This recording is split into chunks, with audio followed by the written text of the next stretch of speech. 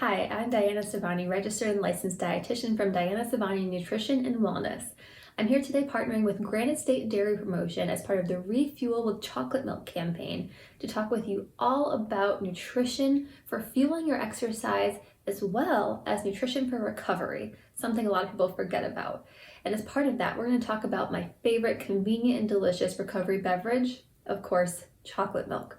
Before we dive into that though, let's first go over the basics of a healthy, balanced diet that are going to help set you up for success for your exercise routine.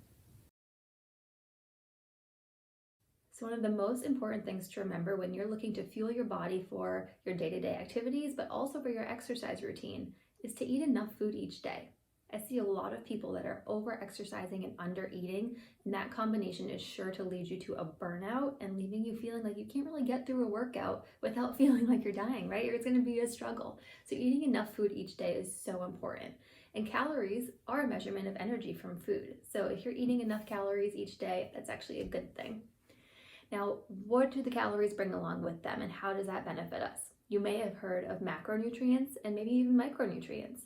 So macronutrients are carbohydrates, proteins, and fats, and then micronutrients are the vitamins and minerals that are components of those foods. So we want to aim for a variety of all macro and micronutrients because variety of all these different types of nutrients are going to add up together to be a long list of benefits for your body, and all of which support your physical fitness journey. So where do we get these varied macronutrients from? A variety of food, of course. So we have our different food groups. So I typically recommend aiming for each meal including at least 3 food groups on your plate. Now the food groups could be fruit, vegetables, grains, dairy, and proteins. And you might notice a couple of these food groups actually contain a couple different macronutrients within those foods. For instance, our fruits typically are a good carbohydrate source. Vegetables have a little bit of carbohydrates, maybe a tiny bit of protein here and there, but not really enough to count as the protein for your meal. Then we get into the grains, the dairy, and the proteins, and that's where we see a wider range of macronutrients present in these foods. So in grains, for instance, there are some grains that are much higher in protein than others.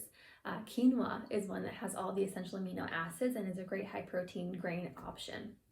Now, other protein foods in the protein category, like meats, poultry, fish, things like that, those actually provide not only the protein macronutrient, but also fats, which are also beneficial for energy and giving you that long-lasting energy that's going to fuel you up for your day. Then we get into dairy, kind of the powerhouse of macronutrients and micronutrients. So dairy not only has protein and fat, it also has carbohydrates as well as tons of vitamins and minerals. So kind of checking all the boxes there with dairy. Great option to incorporate into your meals. It also provides that long-lasting satisfaction due to the varied macronutrient sources that are present in dairy products. Okay, so you know the basics now. A variety of foods from a variety of food groups will provide a variety of macronutrients and micronutrients, and the combined variety of all these things I just listed is what's going to give you the fuel you need to get through your day and crush your goals. Now you may be thinking, what about hydration? You can get water intake from your fruits and veggies actually. They do have a high water content, so that is helping to hydrate your body. But if you have a physical activity goal, you're very active, you're doing exercise all the time, you definitely need to be drinking water or fluids throughout the day. So for typical hydration recommendations for water intake, you want to think about your body weight in pounds and divide that by 2. When you get that number, that's approximately how many ounces of water your body needs each day for normal daily body functions, okay?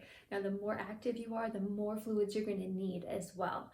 So use that as your baseline, and then we'll talk about how to hydrate during and after exercise as well in just a moment. So you've got the balanced basics down. You know what to eat throughout the day to fuel your body and give you that energy. But what about the timing? You don't want to go too long before exercising without having food, but you also don't want to eat too close to your exercise. I know, kind of difficult to figure out, right?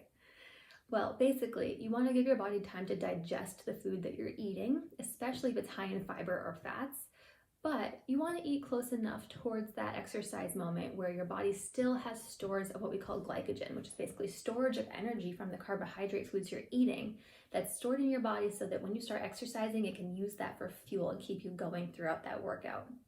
So I would say a couple hours beforehand, before exercising, if you can have a nice balanced meal with a variety of food groups, including carbohydrates and protein, that's going to be your best bet.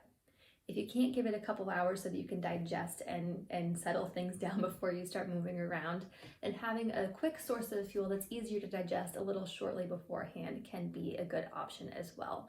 And that can be something like dairy, maybe yogurt or milk or even chocolate milk, which can give you the carbohydrates and protein.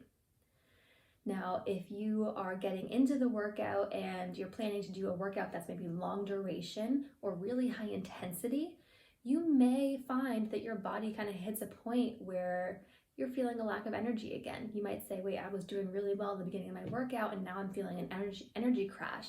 How do I build back up that energy? And that's the point where in a long duration exercise, you need to replenish your glycogen stores in your body, because that could be depleted by that point and your body's looking for more.